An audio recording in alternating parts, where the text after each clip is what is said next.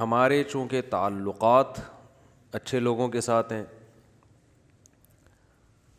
اور ہم بزرگوں کی مورتیاں بنا کر ان کے سامنے جھکتے ہیں، انہیں عزت دیتے ہیں، تو یہ قیامت کے دن ہمیں بخشوا دیں گے۔ تو اس لیے قرآن نے کہا ام لکم شرکاء، کیا تمہارے کوئی شریک ہیں جو تم نے اللہ کے ساتھ ٹھہرا رکھے ہیں؟ فلیأتوا بشرکائہم ان کانوا صادقین، لے آؤ ان کو، ہمارے سامنے لے آؤ، ابھی لے آؤ نا۔ اس کی مثال بالکل ایسے ہے جیسے ایس ایچ او صاحب کا حکم آیا وارنٹ کا،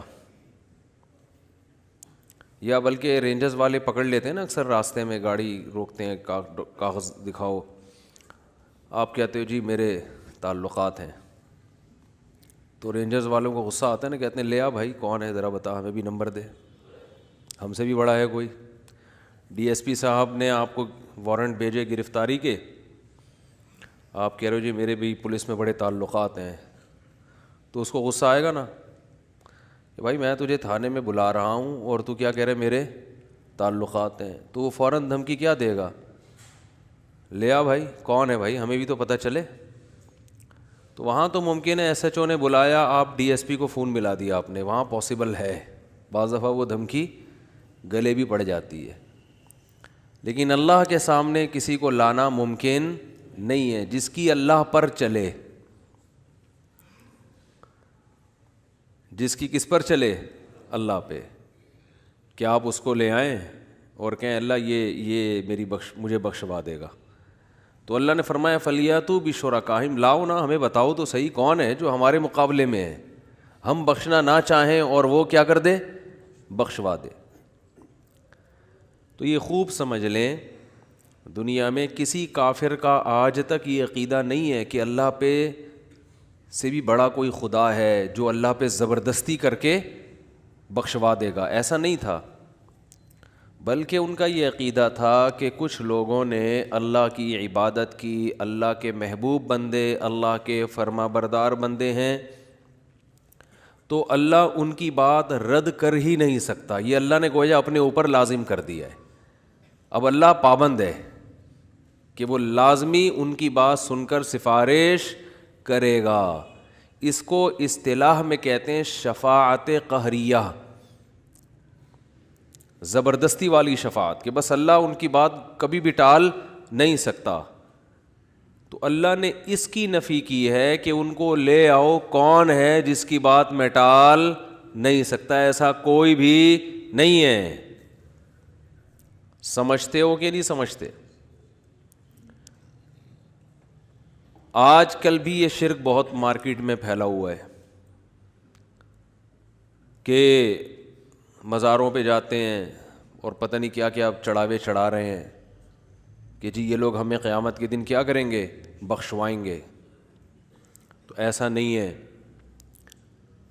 ہاں یہ ضرور ہے کہ نیک لوگ اللہ سے شفاعت کریں گے، دعا کریں گے، اور دعا میں جیسے دنیا میں اللہ کو یہ حق ہے کہ چاہے تو قبول کر دے اور چاہے تو مسترد کر دے، تو یہ قیامت میں بھی ہوگا کہ نیک لوگ اللہ سے گزارش کریں گے، دعا مانگیں گے کہ اللہ فلاں کے حق میں ہماری شفاعت کو قبول کر لے، اللہ کی مرضی کرے یا نہ کرے، اس کی مرضی ہے۔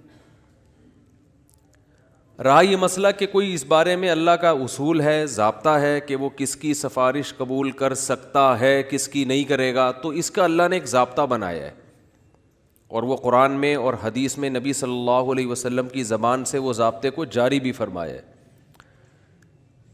پہلا ضابطہ اللہ نے یہ بیان کیا کہ غیر مسلم کی شفاعت قبول نہیں ہوگی، کچھ بھی ہو جائے، چاہے ان کا بیٹا پیغمبر ہی کیوں نہ ہو۔ اور قرآن نے دو ٹوک لفظوں میں بیان کر دیا کہ ابراہیم علیہ السلام کی شفاعت ان کے والد کے حق میں بھی قبول نہیں ہوگی۔ کچھ چیزیں قرآن میں بہت وضاحت سے بیان ہوئی ہیں،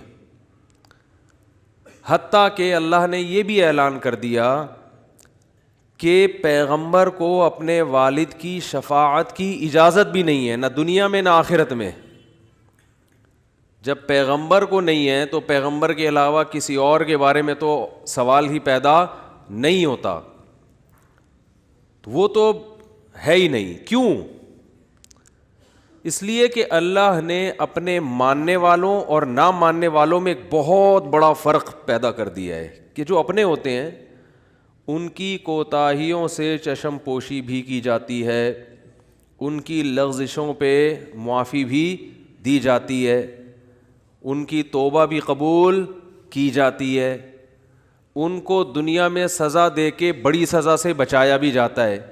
لیکن جو سرے سے مانتے ہی نہیں ہیں وہ تو مانتے ہی نہیں تھے. جب مانتے ہی نہیں ہیں تو اب کیا لینے آئے ہو ہمارے پاس آخرت میں؟ تو یہ اللہ کا ایک اصول ہے. دیکھو اللہ تعالیٰ نے بھی، اللہ کا بھی ایک اصول ہے نا کہ ہر چیز کی ایک لمٹ ہے. اللہ سے زیادہ کسی کی رحمت نہیں ہو سکتی. یہاں میں ایک بہت اہم سبق ملتا ہے. کیا کریں یار، ایسے ایسے ٹیکنیکل پوائنٹ کھوپڑی میں آتے ہیں نا جب یہاں بیٹھتا ہوں تو پھر وہ موضوع سے بات ہٹتی ہے، لیکن وہ جب کھوپڑی میں آ رہے ہیں تو آئی سے لے رہے ہیں کہ وہ کھوپڑی میں پارسل کیے جائیں. بھئی یہ بھی تو کھوپڑیاں بیٹھی ہوئی ہیں نا میرے سامنے. دیکھو اس سے کیا پتہ چلتا ہے، اللہ سے بڑی رحمت کسی کی ہو سکتی ہے؟ ناممکن ہے. وہ اپنے بندوں سے، اپنی مخلوق سے، ماں سے بھی 100 گنا زیادہ محبت کرتا ہے جیسے ماں بچوں سے کرتی ہے.